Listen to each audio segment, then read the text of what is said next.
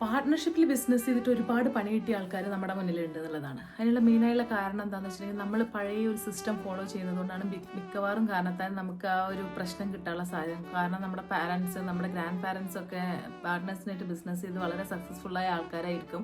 പക്ഷെ അവർ ചെയ്യുന്ന ബിസിനസ്സിൽ ഒരു കാര്യമുണ്ട്, അവർ അത്ര ഡോക്യുമെന്റഡ് ഒന്നും ആയിരിക്കില്ല. പക്ഷെ വാക്കാൽ ബിസിനസ് ചെയ്തിട്ട് അവർക്ക് വളരെയധികം സക്സസ് ആക്കാൻ പറ്റുന്നതായിരിക്കും. കാരണം എന്താ വെച്ചാൽ അവരുടെ രണ്ട് പാർട്ട്നേഴ്സും വളരെ മ്യൂച്വലി ഭയങ്കര മെച്ചുവേർഡ് ആയിട്ടുള്ള ആളുകളായിരിക്കും. അവർ ആ ബിസിനസ്സിനെ കാണുന്നത് അവനവൻ്റെ ജീവിതമാർഗ്ഗമായിട്ടും വളരെയധികം സ്നേഹത്തോട് കൂടിയിട്ടായിരിക്കും അതിനെ കണ്ടിട്ടുണ്ടായിരിക്കുക.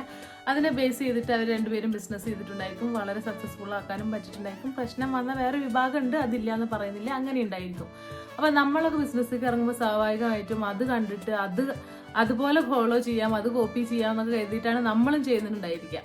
പക്ഷെ അതിനുള്ള അപകടം എന്താണെന്ന് വെച്ചിട്ടുണ്ടെന്നുണ്ടെങ്കിൽ നമ്മൾ 50-50 ഒക്കെ ആയിട്ടൊരു ബിസിനസ് തുടങ്ങിയിട്ടുണ്ടെന്നുണ്ടെങ്കിൽ പലപ്പോഴും നമ്മൾ വാക്കിൻ്റെ പേരിൽ ബിസിനസ് തുടങ്ങും. നമ്മൾ ഇന്നമായ കാര്യങ്ങൾ ഞാൻ ചെയ്യാം, ഇന്ന കാര്യങ്ങൾ നിങ്ങൾ ചെയ്യണം എന്നൊക്കെ ഉള്ളതിൻ്റെ ബേസിലായിട്ട് നമ്മൾ പലപ്പോഴും ബിസിനസ് തുടങ്ങേണ്ടായിരിക്കും. കാരണം അങ്ങനെയാണ് നമ്മൾ കണ്ടു പരിചയിച്ചിട്ടുള്ളത്. അപ്പോൾ അതുപോലെ ചെയ്യാമെന്ന് കരുതിയിട്ടാവും ചെയ്യുന്നതായിരിക്കാം.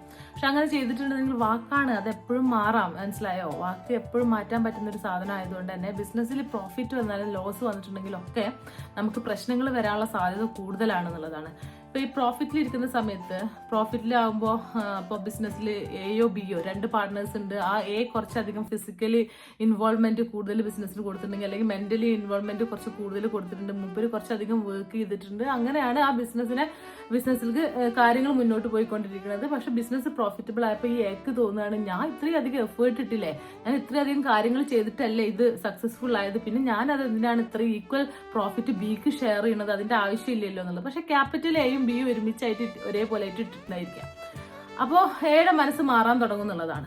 അതേപോലെ തന്നെ നഷ്ടത്തിൽ വന്നിട്ടുണ്ടെങ്കിൽ ഇതേപോലെ ചിന്തിക്കാൻ തുടങ്ങും, ഞാൻ ഇത്രയധികം കഷ്ടപ്പെടുന്നുണ്ടല്ലോ, ഞാൻ ഇത്രയധികം ഇതിൽ ബുദ്ധിമുട്ട് ഇടുന്നുണ്ടല്ലോ, എന്നിട്ടും ഇനിയിപ്പോൾ നഷ്ടം വന്നപ്പോഴും ഞാൻ അത് ഷെയർ ചെയ്യേണ്ട ആവശ്യമുണ്ടോ, അതിൻ്റെ ആവശ്യമില്ലല്ലോ, അത് കുറച്ച് ബി ഷെയർ ചെയ്യട്ടെ, കൂടുതൽ എക്സ്ട്രാ എടുക്കട്ടെ, ഞാൻ അത് ചെയ്യുന്നില്ല എന്നുള്ള തീരുമാനം വരും. അങ്ങനെ അവസാനം അവർക്ക് രണ്ടുപേർക്ക് ഇടയിൽ പ്രശ്നങ്ങൾ വരും, സംസാരമാവും. അങ്ങനെ ബിസിനസ്സിൽ ഒരുപാട് വലിയ പ്രശ്നങ്ങളിലോട്ട് പിന്നീട് പോവുകയും ചെയ്യുന്നുള്ളതാണ്. അപ്പോൾ എത്ര നല്ല ബിസിനസ് ആണെന്നുണ്ടെങ്കിലും ആ ബിസിനസ് ചെയ്യുന്നതിന്റെ മുന്നേ നിങ്ങൾ എന്താ ചെയ്യേണ്ടതെന്ന് വെച്ചാൽ പാർട്ട്ണർഷിപ്പ് ഡീഡ് ഉണ്ടാക്കി വെക്കുക എന്നുള്ളത് ഭയങ്കര ഇമ്പോർട്ടൻ്റ് ആണ്. കൃത്യമായ രീതിയിൽ റെസ്പോൺസിബിലിറ്റീസ്, അവനവൻ്റെ ഷെയർസ്, പ്രോഫിറ്റ് വന്നാൽ എങ്ങനെ എടുക്കും, ലോസ് വന്നാൽ നമ്മൾ എന്ത് ചെയ്യും, അങ്ങനെയുള്ള കാര്യങ്ങൾ, എത്രത്തോളം ഇൻവോൾവ്മെന്റ് നിനക്ക് വേണം, എനിക്ക് വേണം, നീ കൂടുതൽ ഇൻവോൾവ്മെന്റ് ഇട്ടിട്ടുണ്ടെന്നുണ്ടെങ്കിൽ നിനക്ക് അതിൽ നിന്ന് എത്രത്തോളം എക്സ്ട്രാ ബെനിഫിറ്റ് കിട്ടും, ഇങ്ങനെയുള്ള കാര്യങ്ങൾ എഴുതി തയ്യാറാക്കി നമ്മളൊരു ബിസിനസ് ചെയ്യുകയാണെന്നുണ്ടെങ്കിൽ നമുക്ക് പലപ്പോഴും മുന്നിൽ വരുന്ന വലിയ വലിയ പ്രശ്നങ്ങളെ നമുക്ക് അവോയ്ഡ് ചെയ്യാൻ പറ്റുകയും ചെയ്യും. അത് നമുക്ക് കൂടുതൽ ആ ബിസിനസ്സിന് നല്ല രീതിയിൽ ലോങ് ടേം ആയിട്ട് ചിന്തിക്കുമ്പോൾ വളരെ മനോഹരമായിട്ട് കൊണ്ടുപോകാനും പറ്റുന്നുള്ളതാണ്.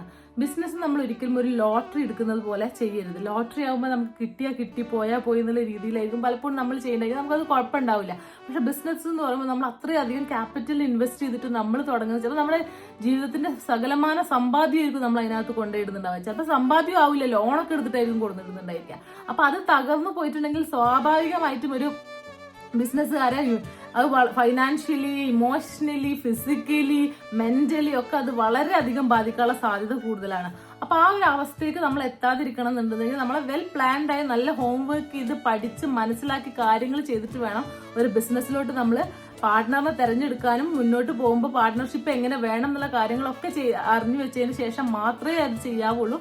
അത് ചെയ്തിട്ടില്ല എന്നുണ്ടെങ്കിൽ നമ്മൾ ഏതെങ്കിലും ഒരു പോയിന്റിൽ നമ്മൾ പാർട്ട്ണറിനെ കൊണ്ട് എയോ ബിയോ ബുദ്ധിമുട്ട് അനുഭവിക്കും. അപ്പൊ അതിന് നിൽക്കേണ്ട സിറ്റുവേഷൻ വരുത്താതെ നമ്മൾ കൃത്യമായിട്ട് ഡോക്യുമെന്റേഷൻ ചെയ്ത് വെച്ചിട്ടുണ്ടായിരിക്കുക എന്നുള്ളതാണ് നമുക്ക് ഇനിയുള്ള കാലങ്ങളിൽ ബിസിനസ്സിൽ ബുദ്ധിമുട്ട് വരാതിരിക്കാൻ വേണ്ടി ചെയ്യേണ്ട ഒരു കാര്യം. ഇത് പലരും ചെയ്യുന്നുണ്ടായിരിക്കും, പലരും ചെയ്തിട്ടുണ്ടാവില്ല. ചെയ്യാത്തവരുണ്ടെങ്കിൽ തീർച്ചയായിട്ടും ഇപ്പോഴെങ്കിലും നിങ്ങൾ നിങ്ങളുടെ പാർട്ട്ണറിനായിട്ട് ഇരുന്ന് സംസാരിച്ച് കാര്യങ്ങൾ വൃത്തിയായിട്ട് ചെയ്യുക. അങ്ങനെയാണെന്നുണ്ടെങ്കിൽ നിങ്ങളുടെ ബിസിനസ് വളരുന്നതിനനുസരിച്ച് നിങ്ങൾക്ക് രണ്ടുപേർക്കും അതിൽ നല്ലൊരു ക്ലാരിറ്റി ഉണ്ടായിരിക്കും, അതിൽ ഒരു ധാരണ ഉണ്ടായിരിക്കും. പിന്നീട് നിങ്ങളുടെ ബിസിനസ്സിന് എത്രത്തോളം നിങ്ങൾക്ക് എക്സ്പാൻഡ് ചെയ്യാൻ പറ്റും, എത്രത്തോളം നിങ്ങൾ എക്സ്പാൻഡ് ചെയ്യുമ്പോൾ നിങ്ങളുടെ ഉള്ളിൽ ഒരു കൺഫ്യൂഷൻ ഇല്ലാതെ അതിനൊരു ക്ലാരിറ്റി ഉണ്ടായിരിക്കും.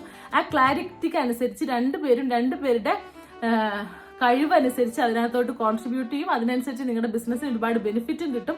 സോ അങ്ങനെ ചെയ്യാത്തവരുണ്ടെന്നുണ്ടെങ്കിൽ തീർച്ചയായും ഇനിയെങ്കിലും പാർട്ട്നേഴ്സിനായിട്ട് ഡിസ്കസ് ചെയ്തിട്ട് ഒരു ഡീഡ് തയ്യാറാക്കി രജിസ്റ്റർ ചെയ്ത് അവിടെ വെക്കുക.